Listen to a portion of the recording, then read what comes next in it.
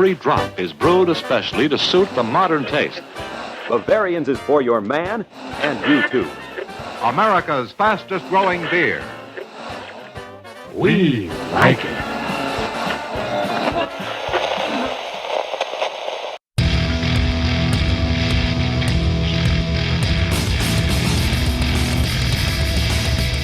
Cheers, everyone, and welcome to the Unfiltered Gentleman. And now, with a higher BAC than your ABV, Greg, Ali, Scott, and Dan. Hey, everybody, welcome into the Unfiltered Gentleman. Just Greg here today. I have a very special episode for you. I'm being joined by Rob Lightner, co-founder, sales guru, and marketing and bottom line guy over at East Brother Beer Company. Rob, how's it going? Thanks for joining. Great. Thanks for having me. Absolutely. You know, first got introduced to East Brother, and I have a shot collar on that zaps me every time I put an S on that because it's singular, East Brother. First got introduced to you guys a few months ago. You started popping up in Southern California, picked it up. It was Bo Pills, amazing. And then got to do the festival pack you guys are selling online with the pretzel necklace and all the different beers. And I was super impressed. And luckily, Jamie helped set this up and just really wanted to talk to you guys, talk about beer and talk about your spot up there. And you know, obviously, we're going to talk a little about what's going on in the Rona and all that stuff. We also, just so everybody knows, we have a few beers here we're going to sample. We have the red lager, the red IPA, and the stout. So we'll get to those as we keep on going through. So Rob, if you don't mind, I want to start with you and your history as a beer drinker. When did you get into craft beer? I'm a few years older than you, Greg. So probably around the time you were born, maybe. Oh, I don't know. A long time ago. I remember, Sierra Nevada, and of course, Anchor's been around forever. I'm from the Bay Area, so Anchor is sort of the stalwart, arguably one of the original craft breweries. I remember in the 90s, like in the 80s in college, we'd be drinking MGD, Miller Genuine Draft, that was special, the fancy. And then stuff like Sierra Nevada started coming on the radar, and it was like, oh my God, this is an amazing experience. I lived in Japan for a few years, and I used to travel to different countries for business. And I went to France once, and I was introduced to Belgian beers in France, and that was again just a mind blower. I had no idea that beer, because Belgian is so characteristic. It's got those amazing notes and flavors, and just so distinctive, and that kind of blew my mind. So those sort of, collectively, those experiences got me really, really developed an affinity for beer. Nice. And then you are co-founder with your partner, Chris. Yep. And head brewer, Paul. When did you meet Chris? Chris and I have known each other a couple decades, probably. We used to live on the same street, and he lives a couple blocks away now, so we're still neighbors. But we happen to have kids that are the same age, so kind of we bonded, like our wives met. We both had like 1-year-olds. And then our wives got pregnant and had kids at within a month of each other. So, wow. So our kid, it's kind of cool. Our kids really grew up together, and scootering and biking and raising hell around the street. And so we go way back, and we went camping together. And Chris and I were always talking about doing some kind of work together. He's had his own business for a lot of years, doing kind of retail store development. I worked in a number of corporate jobs, but he started brewing, and the quality was just outstanding. And he had a very specific philosophy that really resonated with me as well, which I'm happy to talk about, length or not. But then that's kind of how it all came together for us. So was that back in the 80s? No. It's we knew each other since the 90s. He was brewing in the aughts. And then after a number of years of that, like I said, we'd been talking about working together for a long time. We couldn't figure out what it should be. And then it was like, craft beer was starting to get, it's kind of coming back. I remember there was sort of a crash in the 90s, and then it went, it was a little dormant. There wasn't that much growth in the aughts. And then in the, since 2010, 2011, and it started turning up. And then it became clear to us, like I said, oh, this is the business we need to do together.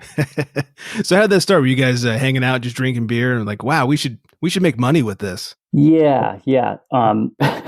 Yeah, making money. That's funny.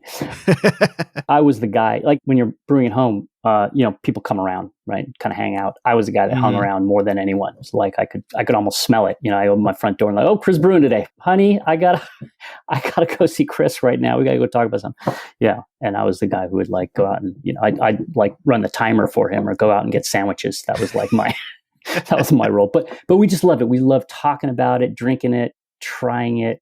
get back to what I said earlier. Yeah. Chris had an approach that was really doing the same thing over and over. A lot of home brewers sort of, hey, let's throw this in, let's throw that in, let's do this style, let's do that style. Chris was more like, let's do a Vienna lager and make it 100 times, and just keep and tweaking slightly each time and trying to make it better and better each time and make it true to style. Right. Mm-hmm. Ultimately, ended up becoming one of our taglines or positioning, like return to classic styles, like doing the classics and doing them well. Yeah, and you guys, you do focus on some of the classics. Like you got some lagers, you got some stouts. I don't think you have any popsicle sours. Or there's no donuts or Fruit Loops going in our mash tun. I can tell you that much. Or hopefully pizza. I mean, one brewery did pizza. That was something. Well, while we're talking about lagers, why don't you talk about the first beer we have? I've just poured the red lager. Yeah. Tell us a little bit about that. Yeah, that's the one that I was talking about. I mean, that was brewed for years and years before we opened. So this is one that we opened with, and we opened with 5 core beers. The 3 you talked about, we got a red lager, red IPA. We have a gold IPA, so 2 IPAs, but then an oatmeal stout and a Bohemian Pilsner we just call Bo Pils. So 2 lagers, three ales. We opened with those, and those are still our 5 core beers. We've added some seasonals, which I can talk about, but basically the cores are what we really love to focus on. And that red lager, it's a beautiful beer. It's got that kind of crackery, sort of little nutty on the aroma. It is flavorful. We found that a lot of our accounts, because we have a tap room, right. But we're really about distribution as well into on and off premise, and it tends to get picked up by restaurants, places that serve food, because it's really great with food. It's pretty flavorful, but it's very light and crisp on the finish as well, and it's great as an accompaniment to food because it's 4.6 ABV. So it's one of those where you can have a couple or maybe 3, depending on how your tolerance, and you're okay. You're not falling over. It's one of those that is it's deceptive in how flavorful it is, I think, but it's a really just great sipping beer. Actually, all of our sales manager Jared, he's kind of like, these are our beers are the ones you just want to sit on the back porch and sip. That's one of his things. Mm-hmm. And there's nothing wrong with that. No. I mean, that's kind of what's great about beer. Yeah, exactly. And like you say, this one, it's light like a lager, but you get punched with some caramel and some nuttiness up front from the red. Mm-hmm. And it finishes dry and crispy and leaves you wanting more instead of just hanging around on your tongue forever. Exactly. That's you just hit one of our kind of criteria when we're evaluating beers and whether or not we're doing what we want to do, and that is, do you want another sip? There's a lot of experimentation, innovation out there, and sometimes something tastes great, but you get halfway through and you're like, I kind of need something to clear my palate, So that's kind of our approach from the get-go is have something that's flavorful, but that really finishes clean. Clean finish is really important. It doesn't mean no flavor, right? I mean, you can have, like an IPA, you can have a nice, pleasant bitterness, a balanced bitterness that leaves you wanting more, as opposed to one that turns you off. Yeah, and I think you touched on something very important, because there are so many beers where you could have a taster, but then you couldn't have a pint. There's one brewery in particular that I love, but they have one beer that is supposed to taste like basically liquid bacon. And it's fun, and I could have a sampler of it, but I could never sit down with a full pint of it. And so I think that self-editing yourself is a sign of maturity amongst a brewer who will, make great beer. Talk about some of the seasonals, though. What do you guys turn out not on a regular basis? Yeah, so it's funny. Like I said, we started off classic styles. And really, we think of ourselves really as a lager-centric brewery now, because of those 5 that I mentioned, the 2 lagers are the 2 best sellers. Bo Pils by far. That one, it's won a couple of awards. And so obviously we're flogging that information and little shelf tags in the grocery stores and stuff, because it's a jungle out there. Yeah, that's the one I see on shelves the most. Yeah. But it's just a great beer. Pilsner is just, that is, to me, it's like the epitome of the classic style.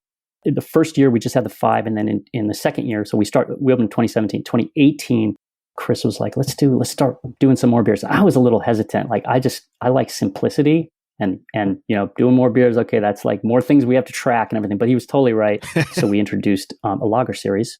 In the next year, in 2019, we introduced what we call a freighter series, which is big, bold ales. Okay. Because a lot of the beers we were doing were lower ABV. So we thought, let's do some big, bold stuff. And the reason for the series was because, let's not deny it. We are sort of in that era of what have you done for me lately? Like what is new and what's next? And I tried this and now I want to try that. It's a world of FOMO, right? Right. It really is. We decided to participate in a way where we're not making something new and different all the time.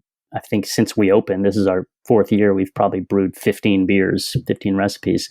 But we started with that lager series, and the first one we did was a Baltic Porter. Okay. It's such a great beer. Baltic Porter.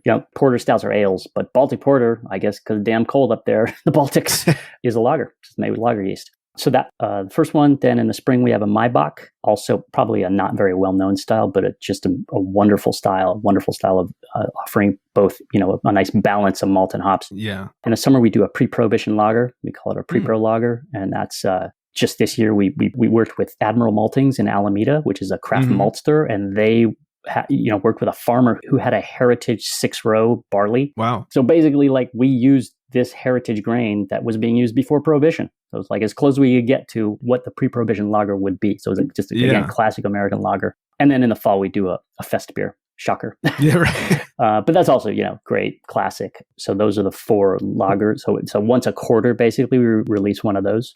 And then we have the Freighter series, which, like I said, are big, bold ales. So English Strong Ale, Double IPA, Russian Imperial Stout, and Belgian Tripel, nice. Which I think you had, right? You guys, I did, yeah. Yeah. Thanks, by the way, for being on that little virtual tap room we did when we released it. Oh, that was fun. Great. Oh, God. So great to see the rapport between all of you guys. It's that's what we're all jonesing for in this era of isolation and, disconnectedness. Nice to virtually hang out with some people and share a beer. Yeah, it's great. That's what beer's all about. So, yeah. And on that session, Paul was talking about that maltster and how you guys are working with them and to get this locally sourced malt, and basically everything you guys are using now is coming in locally except for maybe some of the hops. Yeah, for the series beers, we're doing those. Yeah. Yep. That's really cool.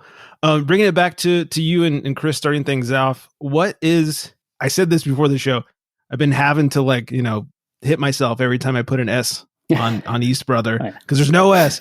So where did the name come from? It's our fault for naming ourselves the word brother and expecting people to know that it's singular. Right. Because of course, any company with brother in it is whatever, XYZ Brothers. So East Brother is it's an island in the San Francisco Bay. It's just north of the Richmond Bridge. It's been there, who knows, it's been there for a hell of a long time. But there is a lighthouse on it. Okay. The lighthouse has been there since 76. So, coming up 140, 150 years. And there's a little rock next to the island, which is West Brother. So sometime way back, someone said, hey, that's going to be East Brother and that's going to be West Brother. And they built they leveled the bigger rock and stuck a lighthouse on it. And it's funny, most of the people in the Bay Area have not heard of East Brother. Most of them know, oh yeah, there's a little lighthouse on that island. They don't know the name, but the people in Richmond, which is where we're located, all say, oh, thanks for naming yourselves after East Brother. That's super cool. It's kind of an iconic piece of Richmond history, and we wanted to pay our respects to that. Yeah, no, that's cool. It's funny. My wife is from the Bay Area. Nice. I said East Brother to her, and she goes, nope, never heard of it. Is in the island, not the brewery. Nobody's heard of it. Yeah, that's funny. How did you guys get Paul into the mix? When we opened, we had another head brewer, a guy named Peter Landman, super great guy, helped us enormously in building the brewery and getting us up and running. He really he's a surfer and he's an ocean guy, so he needed to be closer to the waves, and he moved to Santa Cruz. And he works for a brewery down there now. So he moved on after about a year, and we found Paul. I don't know. We just interviewed a bunch of different people, and Paul to come right to the end. The end being when we hired him. A few months after we hired him, I came out and looked at his car and his license plate. He had changed his license plate. He got a vanity plate, and believe it or not, he got the plate lager. I mean, how is that available? Right. I couldn't believe it. So I guess the point is he embraced what we're doing. From the get-go. He is a believer in, process and incremental improvements and, trying to save costs here and trying to eke out some efficiency there and trying to improve our quality over here. And he comes from the world of software and, kind of the tech world. So he also loves spreadsheets, which is near and dear to my heart. So he connects with both Chris and me on multiple levels. But yeah, Paul's just been amazing in taking the reins and running the whole, production operation, basically. Yeah. And after talking to him for a few minutes, definitely a beer nerd, great to talk to, and definitely knows his stuff. Totally. Totally. He's one of those people that, like Chris and like anyone, I don't know, that who's intellectually curious, and so they're always like asking questions and researching things and finding meaning and finding fulfillment in learning and education and moving forward. And that's something that we embrace and appreciate. Yeah. And even offline, after we did our little tasting, he was like, so what do you guys think? Like, really, what do you think? And could I make any tweaks to it? Like, was all about wanting to make sure he was making the best beer he can make, which is always nice to hear. And it's refreshing because a lot of times you tell a brewer like, hey, like you might have missed something here and it's not going to go well. Yeah. I mean, Jesus, it's brewing is solving problems, it's things breaking and solving problems, but also again, like acknowledging that things don't always go well. Sometimes things go sideways and it's like, what, something going on with this one, or, I'd be lying if I say we don't have our share of problems that we don't need to talk about now, but, yeah, just always being open-minded. Yeah, for sure. That's important. I think that's a great attribute. Speaking of him and his beer, let's talk about the red IPA. Nice. Yeah. So the red IPA, that one, I think we had done one. So the gold IPA came first, and again, I'm talking back like in the small batch days. And that gold IPA is kind of a classic West Coast IPA. And my wife especially really likes Deschutes Fresh Squeezed. Oh, sure. So if you remember that beer, there's no need to remember it. It's here now and it sells a lot. Around, and it's a great beer. Yeah, exactly. So that was kind of the inspiration for the red IPA. So it's a very malt forward beer. I think you could say that probably about a lot of our beers, which again is a little anti-trend maybe in this age of hops and juiciness and sweetness. Malt confers sweetness as well. So we wanted to have something that was kind of a contrast or a complement to the gold IPA. And this one, like all of our beers, doesn't have we don't have any beers with 5 or 6 hops in them. This one, red IPA, has Simcoe and Mosaic. I don't know. I feel like those are pretty hot hops these days. You see those in a lot of things. And Chris chose those way back for the Simcoe. I think it tends to be kind of citrusy, whereas Mosaic is a little more like stone fruity, and that's really what comes out in the red IPA. That really works with a malt very well in terms of the sweetness and the beautiful kind of aromatics that you get. It has hoppiness for sure, but it's definitely a malty beer, and it finishes pretty clean. It's malty, but it's not thick and chewy, which is nice when you have an IPA. You get a lot of the citrus and a little bit of the pine on the nose. I don't get so much the malt until you take a swig, and then the malt comes in and you get some of that caramely sweetness along with the hops that you're talking about, some citrus, some pine, some of that stone fruit. This is really easy to drink. Yeah. It's one of honestly, you could probably call that an amber ale. It's it's bigger than an amber ale. I think given the amount of hops we're putting in, it does qualify whatever the, subjective criteria for qualification as an IPA. I think it does qualify. But it's one of those, especially when we open our tap room, people would come by and they're like, oh, let's try that red IPA. And they'd be like, I don't like IPAs because, people sometimes it's too bitter, too whatever. And they're like, I don't like IPAs, but I love this red IPA, because it's pretty drinkable. It's extremely drinkable, and a lot of people think of IPAs. They think of those kick you in the teeth kind of bitter liquid pine trees that they used to make. Yeah, it's fascinating, like how IPAs have evolved now with the NEPAs or whatever we're calling them these days. Right. Those really, it's pretty new, right? It's 3-4 years maybe. I think those Treehouse and those guys started doing them, and I feel like those were almost a reaction to a rejection of the overwhelming bitterness. Because remember, 10 years ago, there was like a hops arms race to get bitter IBUs. Right. 100, 110, 120. It's like, is that impossible? Right. And it got to the point where people were like, I don't like this. It's not that good. And now, recently I had one, I can't remember what it was, but I had an IPA, and it was kind of like a classic West Coast, and it was just too bitter. I couldn't drink it. It tasted good initially, but it had what I thought was an overwhelming amount of bitterness. So I think the New England thing and the sweetness is almost, it's gone completely in the other direction. It still has tons of aromatics and stuff, but it's there's no bitterness at all sometimes. Yeah, I think one of the nice things that the New Englands have brought along, even if you don't like hazy IPAs, I think they've brought along kind of a focus on balance. Mm-hmm. Mm-hmm. And so people like the fruit that they're getting out of it. They like the juice that they're getting out of it. So all of a sudden it's like, oh, we could balance these out and we don't have to kick you in the teeth with bitterness. Right. Hey, what do you know? Right. Yeah, and this one definitely doesn't kick you in the teeth. This is nice and balanced and easy to drink.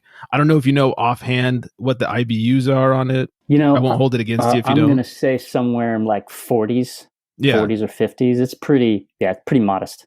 Yeah, exactly. All right, so let's turn to some businessy things. I think one of the big questions these days, especially for breweries that are doing well, is how has COVID affected you guys, and how has it caused you to kind of rethink your business strategy? Yeah, it sucks, man. To be honest with you, it really does. It's just, for everyone, not just breweries, like every small business. For everyone in society. Let's get right to it. Yeah, in so many ways. But running a business, especially one with a retail operation like a tap room, it's been rough with a tap room because we're trying to keep people on staff and we're trying to run the business at the same time. We've been lucky. I won't say we're like flourishing, but we're not. We're surviving. Let's put it that way. Yeah. We had been canning since day one. Okay. And we had been working on that off-premise channel. If you could call that a channel. It's millions of different accounts and types of accounts within that. But we had also signed with a distributor, Wine Warehouse, last year, which helped a lot with our expansion throughout Northern California. And we had planned to go to Southern California probably late this year, early next year. And COVID really expedited that. And we're like, okay, all the on-premise is gone. And of course, that means a distributor suffers as well. They had to furlough so many of their on-premise reps. That was kind of a catalyst for us to move up our plans. But the other big thing that we're so thankful for is that we purchased a canning line in 2019. We had been using a mobile canner. Sure. At some point, it's the classic rent versus buy, right? If you're renting and you're doing small volumes, it makes sense. But the more volume you're doing, the more you're paying in rent. And at some point, it's better just take that money and buy a line. And we did that in 2019. So we didn't have to, once COVID hit and the draft business went to zero and the can business increased, we were not caught flat-footed and having to deal with like scheduling the mobile canner to come, 3 times a week, which wouldn't have been possible. So, those are the main things that we've been able to do. And we've been subsisting on the cans. And as the tap room was closed, we, of course, the state lockdown was like middle of March, I think. Yeah, it was like the 13th or something like that. Yeah. And like within a week, we had the online store up and we had the marketing and, hey, we're doing curbside, come by. And we were, for a few months there, we were selling a lot. People were coming and buying. I couldn't believe how many cases we were selling. That's slowed down as on-premise has opened up. Yeah. And now people are just basically frustrated. But it's just, it's just ongoing. It's the hardest part is, again, not just as a small business owner, but as, a human living in society, is the uncertainty of it all is just trying to figure out what to do. But we've also, the last thing from a business side is expedited. I think our activities are looking for new channels of revenue, getting more irons in the fire. Yeah. We will, as of next week, be available in Pennsylvania. Oh. Yeah. First state we've gone out of state. We looked at where demand seemed to be coming from on our social channels, and like Pennsylvania was one of the states. So how interesting. How far across the country? Not like, Nevada or Arizona or something like that. I know. We're talking Nevada too. Obviously, it's like easier because you throw freight on there and it increases the cost. But it was like, yeah, people want Pennsylvania, but let's do that. Absolutely. If the people want it. Yeah. That was going to be one of my questions. Also, you talking about canning since day one. I was going to ask, was that part of the plan to can? Obviously, like you said, canning has had to step up during the pandemic, but so that sounds like it was already in the works, and you guys were thinking ahead on that one. Yeah, totally. I think one of our earliest drafts of the business plan had us in bottles, and then I don't know, we wrestled with it because even today, I think the general public believes like it's nicer to drink a beer out of a bottle. But as anyone who's in or around the industry knows, a can is just far superior in terms of preserving the quality and the freshness. And, it's lighter, so it's better for, shipping. And cans are recycled at a higher rate than bottles. They're better for branding. There's more real estate to work with. And in our tap room, we serve pints.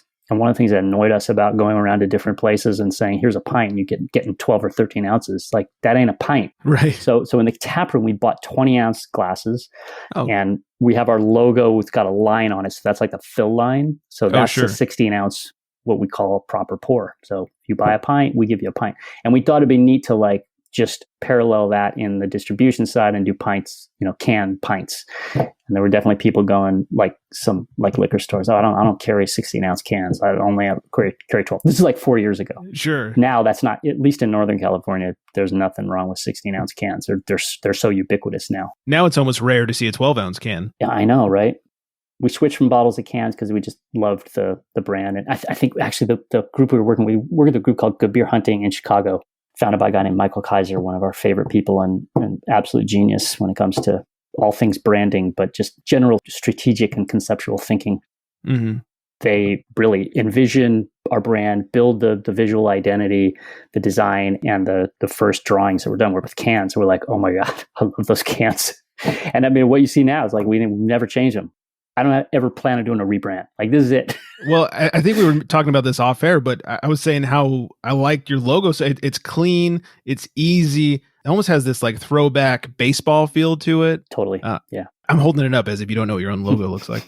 But yeah, it's a really nice, clean logo that right now it seems like the whole trend is let's make a Picasso on a can. And this stands out for the opposite reason. Yeah, exactly. That when we feel like that sort of that vintage look is kind of reflective of the beer. It's not challenging. It's something you look at and go, oh, okay, yeah, I've seen that before. That's familiar. There's a kind of like a built-in affinity. And the beer is also kind of understated and not meant to overwhelm you. It's meant to complement your social interactions. So we love that. I love the minimalist kind of approach. And I think it does end up popping a little bit on the shelf when it's in that sea of what arguably, I mean, is beautiful artwork. Sure. But when you throw 20 of them together, they all sort of look, it can look a little busy. Yeah, it's true. So were you guys doing the whole shipping program before the pandemic, or is that because of the pandemic? No, totally because of the pandemic. I'm glad you brought that up. So yeah, we did the curbside pickup and then we started shipping as well. So we shipped throughout California. So that was another component of how can we get the beer to the people. One of it's hard to say, but good things that came out of the pandemic is beer shipping. I've been able to try so many breweries, at least, within California, that I wouldn't have tried because I'm not going to drive to NorCal on a weekly basis to try different breweries. Yeah. Got to try you guys, got to try some Humble Sea and some other breweries that started shipping. And it's not a bad thing. It's been nice to get that in the mail. How has that been working out for you guys? Is that like a popular program? Yeah. It's like, it surprises you.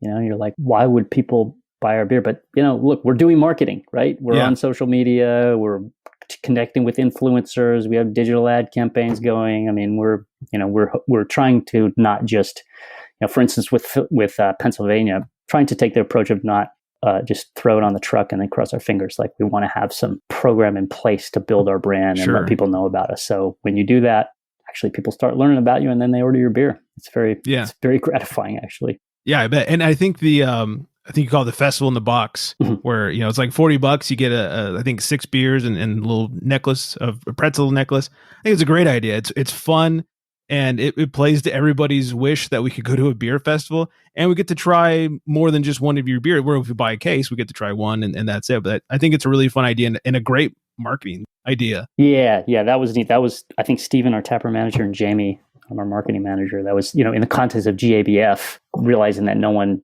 Not only can you not go to GBF, I mean, we're in November now, so we would ordinarily be concluding the season of festivals where we had attended, 30 festivals over the course of 6 months, and we've done none. Like, we did a couple of virtual ones, which were pretty cool. But we're like, well, how can we try to replicate that and make people feel like, it's not all bad.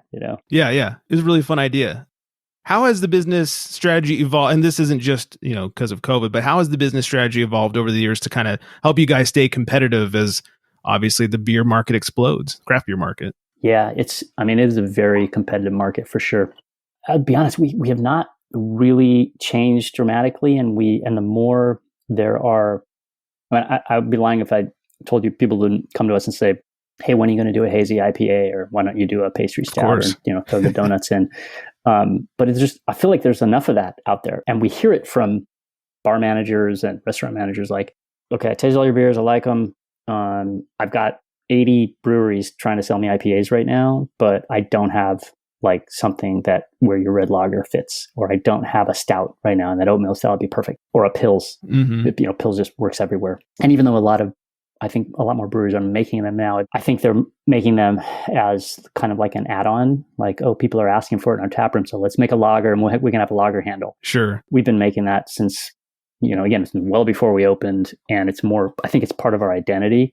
And the more I see trends and trend chasing, which again is fine, like I worked in a few different industries, and there's always like the trendy stuff, and there's the stuff that gets the attention, and then there's the stuff that's sort of like more reliable and oftentimes comprises a larger portion of the volume. I mean, look at beer. If you look across the beer category, I mean, global beer consumption, at least 80%, maybe 85% is lagers. It's not a trend. There's a proven audience out there. So I guess to answer your question, we have just really doubled down, and we're sticking with our guns and sticking to what we feel, first of all, we love to do, and we feel there's a market for it. So, and I would imagine that doing that makes it easier to, say, convert someone over from macro to craft beer, because you're sticking with solid styles. They're obviously used to drinking lagers, so you have a classic solid lager, and they come in like, oh, this isn't so foreign. It's not, some super bitter IPA or something like that. Totally, and it's again, people criticize American macro lagers. I mean, truth be told, those guys know what they're doing. They know how to make beer very well, and they're making exactly what they want to make.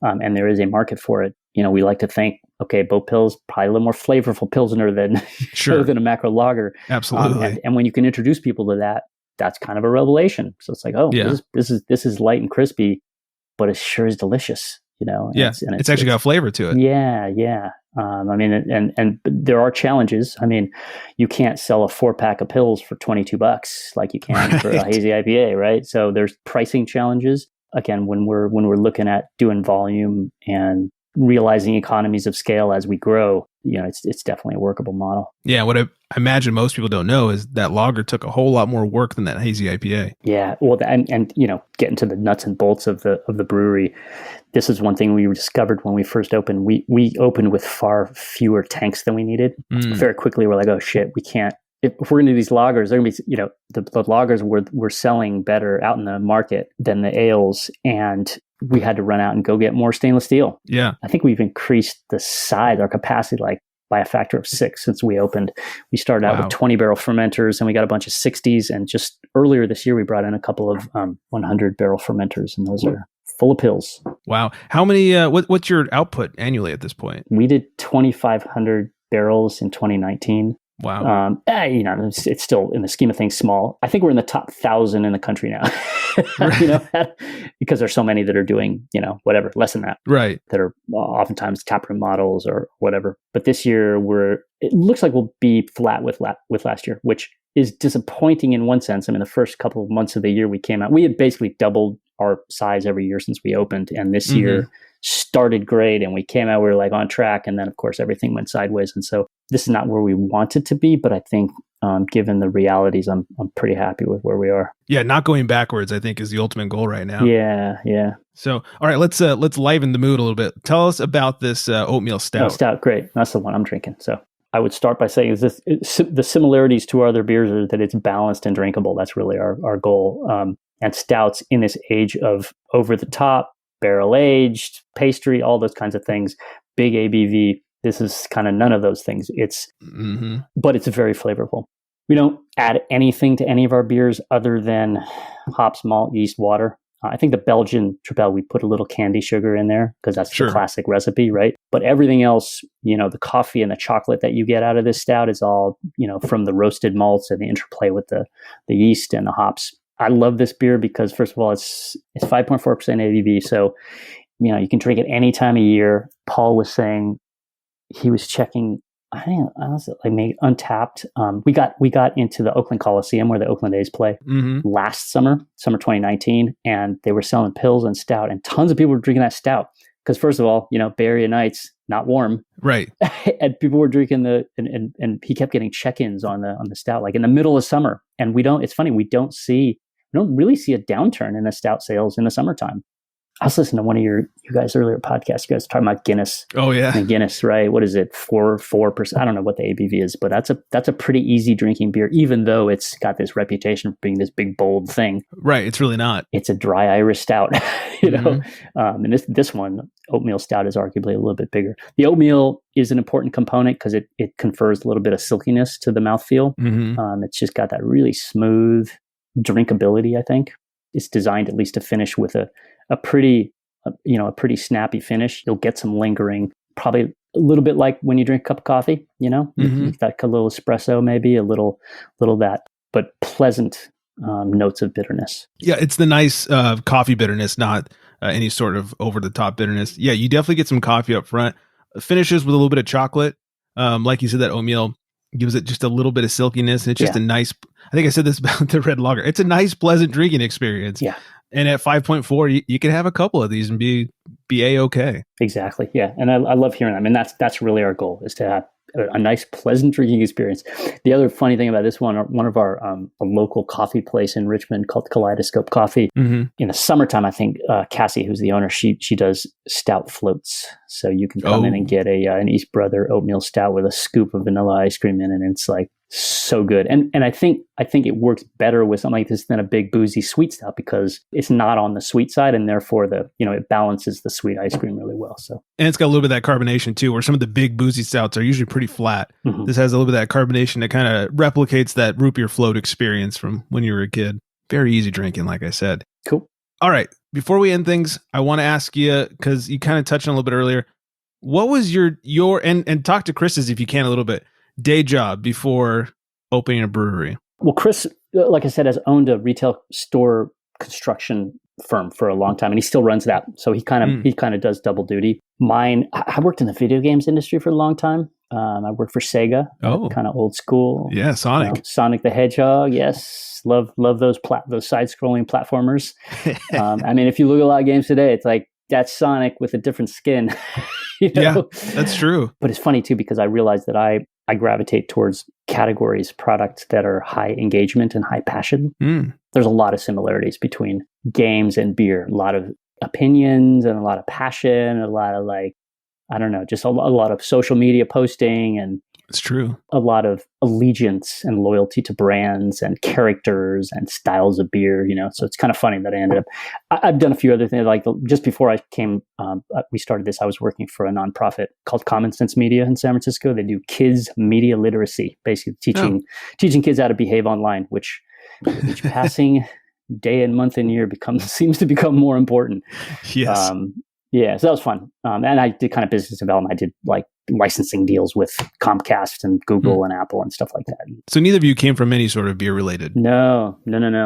But I will say all the business, the things that I'd done a bunch of different things over the years, and I have brought all those skills and experiences to bear with East Brother. And Chris is one of those people who's a autodidact. He teaches himself things.